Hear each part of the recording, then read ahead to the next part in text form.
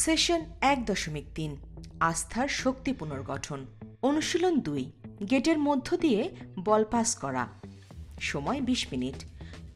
উদ্দেশ্য অংশগ্রহণকারীদের মধ্যে সম্মিলিত ছন্দ তৈরির উদ্যোগ নেওয়া, ইশারা ইঙ্গিত বা অমৌখিক যোগাযোগের সূচনা করা, পাসিং এবং গতিবিধি উন্নত করা।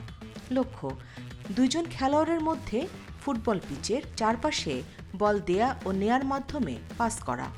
নির্দেশনা ফুটবল মাঠে সীমিত পরিসরে কোণ দিয়ে কয়েক জোড়া ছোট ছোট গোলপোস্ট তৈরি করব। ফুটবল মাঠের একটি ছোট এলাকা নির্ধারণ করে খেলোয়াড়ের সংখ্যার উপর নির্ভর করে ফুটবল পিচ চিহ্নিত করা, যাতে তাদের গতিবিধি চলমান থাকে। এই অনুশীলনের পরে পাস ফেরত এই বিষয়টি সকল অংশগ্রহণকারীদের কাছে স্পষ্ট করতে হবে। খেলার প্রক্রিয়া প্রাথমিকভাবে প্রতিটি গেইটের পেছনে একজন করে খেলোয়াড় অবস্থান করবে। অন্যান্য খেলোয়াড় গেইটের কাছে এসে পাস গ্রহণ করবে, এরপর পাস ফেরত দিয়ে অন্য গেইটের কাছে চলে যাবে।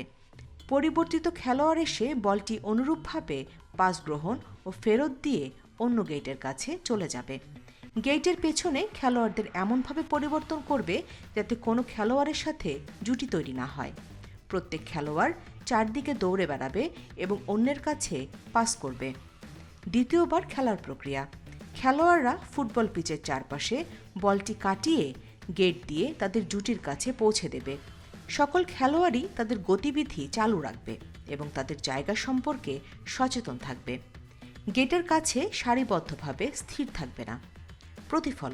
প্রতিফলনে কোচ গাইডলাইনে দেয়া প্রথম প্রতিফলন ও দ্বিতীয় প্রতিফলন অনুসরণ করে আলোচনা শেষ করবেন।